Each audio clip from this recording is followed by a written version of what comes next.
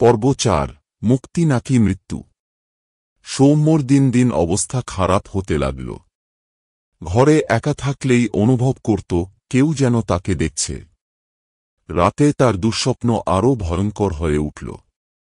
সে গবেষণা শুরু করল। এক বৃদ্ধ আর্ট বিশেষজ্ঞের কাছে ছবির ইতিহাস জানতে গেল। বৃদ্ধ লোকটি ছবিটি দেখে আতঙ্কিত হয়ে বলল, এটা 180 বছরের পুরনো, এক অভিশপ্ত শিল্পীর আঁকা। সে তার স্ত্রীকে খুন করে এই ছবিতে বন্দী করেছিল। এই ছবির মালিকেরা একে একে আত্মহত্যা করেছে। সৌম্য আতঙ্কে বলল, তাহলে আমি কি করব? বৃদ্ধ কাঁপা গলায় বলল, ছবিটাকে পুড়িয়ে ফেলো। এর আগেই খুব দেরি হয়ে যায়। সৌম্য সে রাতেই ছবিটা পুড়িয়ে ফেলার জন্য প্রস্তুত হল। লাইটার জ্বালিয়ে ছবির দিকে এগোল।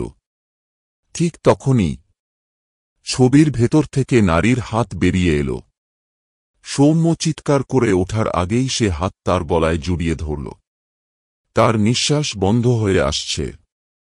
চোখের সামনে অন্ধকার নেমে আসছে। পরদিন সকালে পুলিশ সৌম্যর বাসায় এল। তার নিথর দেহ মেঝেতে পড়েছিল, আর দেওয়ালে সেই অভিশপ্ত ছবি ঝুলছিল, যেখানে সেই দুঃখী নারীর মুখে এক বীভৎস হাসি ফুটে উঠেছে।